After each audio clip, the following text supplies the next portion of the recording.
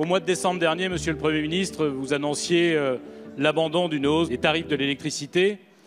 Et puis, on nous annonce pour le mois de juin une hausse de 5,9 %. Et semble-t-il peut-être une seconde hausse au mois d'août ou au mois de septembre. Les Français seront conduits à subir cette augmentation.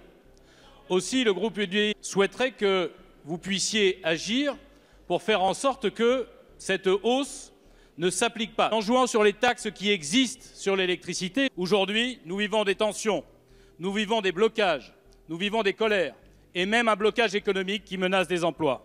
Monsieur le Premier ministre, tous les Français et nombre d'entre nous, on a bien vu l'augmentation de la facture énergétique et des taxations. On n'a pas vu l'accompagnement social. Et nous souhaitons, nous, que le pays puisse sortir du blocage. Nous souhaitons donc, Monsieur le Premier ministre, que vous saisissiez ces mains tendues, qu'on définisse la stratégie de transition énergétique qui permette que vous rendiez aux Français qui rouleraient plus propre, qui produiraient plus propre, qui habiteraient plus propre, de se chauffer écologiquement et moins cher. Bref, vous avez de l'argent pour le faire, mettons-nous autour de la table et définissons cette trajectoire nécessaire à notre pays. Il nous semble, Monsieur le Premier ministre, qu'il y a nécessité d'autres mesures. Ces mesures doivent être des gestes significatifs en direction des Français pour montrer la justice sociale et la justice fiscale dont nous avons besoin pour avancer ensemble. Il s'agit par exemple, c'est ce que nous proposons, d'une baisse de la CSG que vous avez augmentée pour les retraités qui gagnent moins de 1 700 €. Il s'agit par exemple de défiscaliser les heures supplémentaires pour les salariés qui gagnent moins de 2 000 €.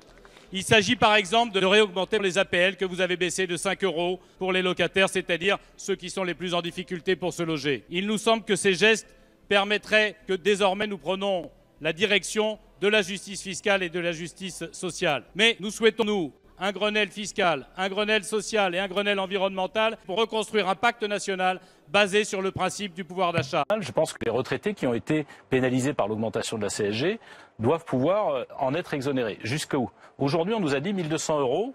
Au-dessus de 1 200 €, un retraité, c'est un riche. Non, le salaire moyen en France, c'est 1 700 €.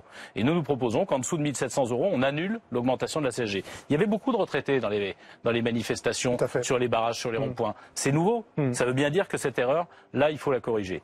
J'ai pas envie qu'on me démarche pour une garantie, que ce soit pour un produit orthopédique ou autre.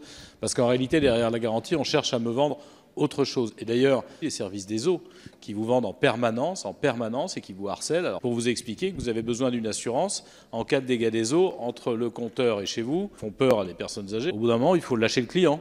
C'est pas la peine de continuer à le démarcher pour ce service-là ou pour un autre. Et si j'ai besoin, parce que le service ne fonctionne pas, c'est moi, client, qui contacte l'entreprise